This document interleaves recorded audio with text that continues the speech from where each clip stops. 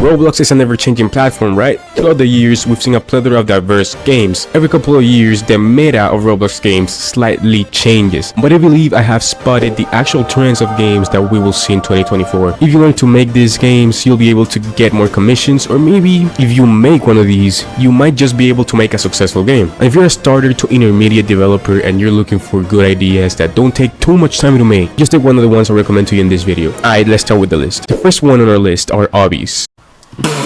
Wait.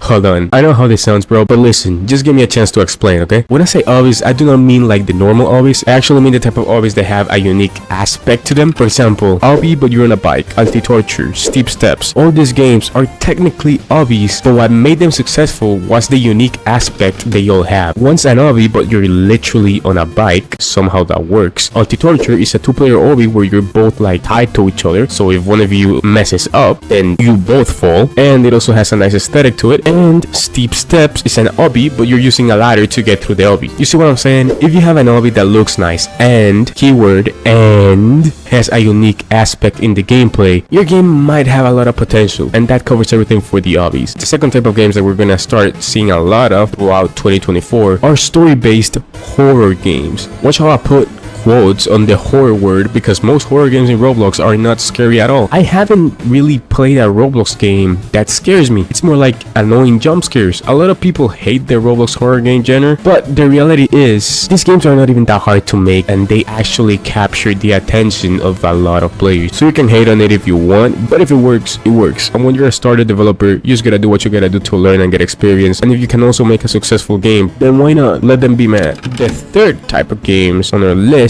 are combat games, in other words, battlegrounds. Now, this type of battlegrounds games are harder to make and pull off. I won't lie, the level of scripting required is higher than other types of games in our list, but if you somehow manage to solve that skill gap, whether you get a scripter to script it or somehow you learn it yourself, if the game's combat feels clean, there's a good chance people are gonna play your game. And not all battlegrounds need to be about anime, they can be about anything. But I can imagine that sometimes it might be easier to advertise the game if it's anime based. And the last game I think we're gonna start seeing a lot of in 2024, the fourth game on our list, are closed community games. And I think these are the hardest for a starter developer to pull off from the list. But I've seen a couple of these games put a paywall and or a requirement for them to join a game, meaning the players. And listen, it might not get the most number of players, but the players that get into the game will actually remain and keep coming back to the game for a long time, perhaps just because they had to put some effort to start playing the game in the first place. As I said, this is the hardest one to pull off for starters, because I imagine it takes a good level of marketing or some kind of audience to get the players into your game, and also you need to make your game very interesting and as flawless as possible, because people are paying to play your game at this point. And we've seen some anime-based games actually have some success with it, like games based on Tokyo Ghoul or Jujutsu Kaisen and Asuma 11, and even Blue Lock games. They don't have the most number of players, but the players that they have keep coming back to play the game for a very long time. Now I think that wraps up the video nicely, right? Keep leveling up, bro.